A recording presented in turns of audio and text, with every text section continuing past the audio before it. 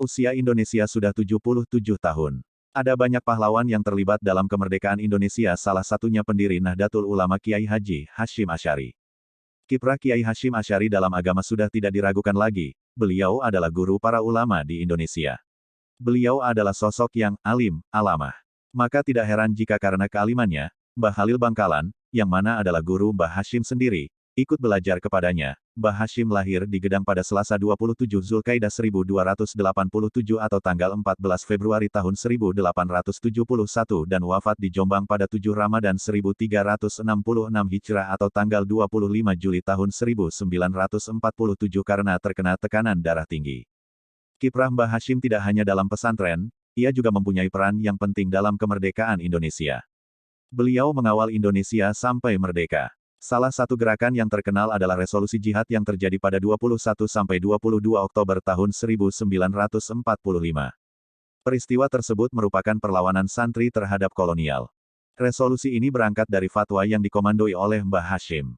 Selain peristiwa tersebut, banyak orang yang tidak mengetahui bagaimana peran penting Mbah Hashim dalam memerdekakan Indonesia.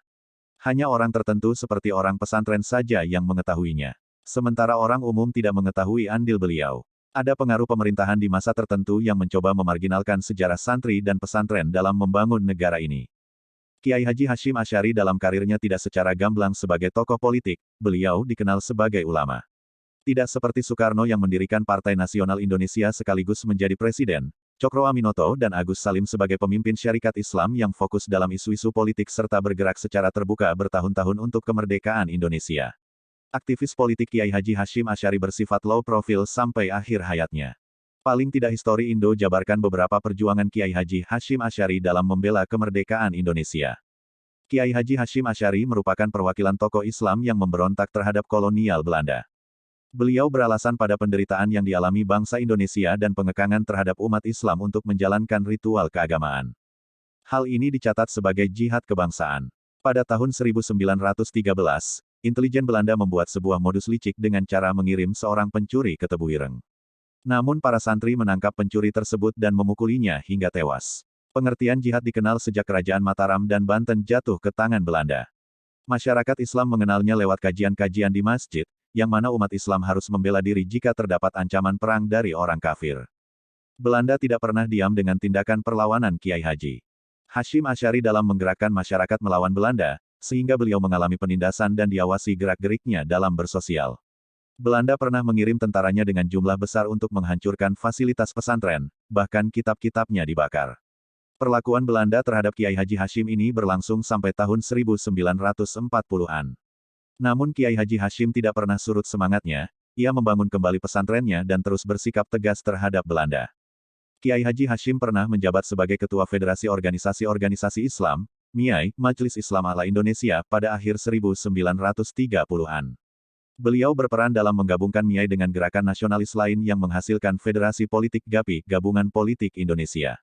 Gabungan gerakan tersebut menuntut Belanda untuk perwakilan rakyat yang representatif, Indonesia berparlemen. Beliau juga pernah melarang masyarakat Indonesia untuk mendonorkan darahnya untuk kepentingan militer Belanda. Kiai Haji Hashim adalah pembentuk barisan anak muda untuk dilatih kemiliteran, yang mana mereka dilatih dalam mengoperasikan senjata dengan metode baru. Latihan tersebut dilakukan dalam mempersiapkan perebutan kemerdekaan. Dengan itu, lahirlah laskar-laskar. Pertama, lahir Laskar Hizbullah. Mereka mempunyai slogan, Ala inna Hizbollahi humul galibun. Yang kedua adalah Laskar Sabilillah. Mereka adalah para kiai, lelaki dan wanita. Mereka mempunyai semboyan, Wamen Yujahid Fisabilillah. Kemudian yang ketiga adalah Laskar Mujahid, mereka adalah pasukan yang tidak takut mati dengan semobayan, Wolazina Jahadu Fina Lanahdiyanhum Subulana. Saat Belanda yang membonceng sekutu NICA ingin menguasai kembali Indonesia yang saat itu sudah merdeka, semangat jihad memuncak. Gerakan kemerdekaan digalakkan oleh banyak kalangan, khususnya umat Islam melalui pemberdayaan para ulama di seluruh Indonesia, khususnya Jawa Madura. Kiprah Kiai Haji Hashim penting sekali saat ini melalui keputusan resolusi jihad pada tanggal 21–22 Oktober tahun 1945 dengan mengumpulkan ulama dan Kiai Nahdlatul Ulama di berbagai wilayah, khususnya Jawa Madura.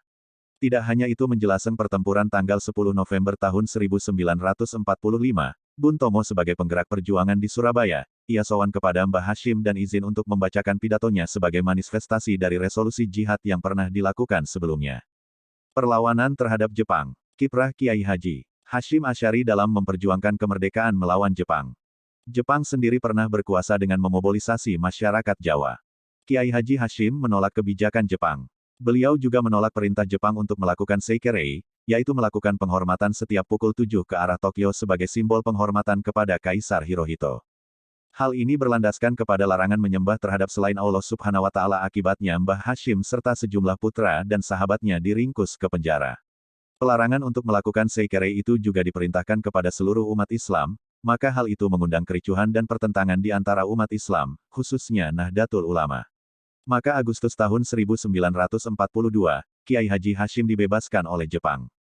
Peran selanjutnya diganti oleh putranya bernama Kiai Haji Wahid Hashim yang dibantu oleh Kiai Haji Wahab Casbullah. Mereka melakukan diplomasi terhadap pemerintahan Jepang dengan piawai dan ulung. Ia melakukan lobi agar Hashim dibebaskan. Mereka mencoba menjelaskan bahwa Seikerei adalah praktek yang bertentangan terhadap akidah. Demikian sikap tegas Kiai Haji Hashim di masa penjajahan Jepang yang sangat bengis dan kejam. Jepang. Ketokohan Mbah Hashim tidak hanya diakui oleh umat Islam dari kelompoknya, akan tetapi juga dari kelompok Islam lain yang sebelumnya berbeda ideologi.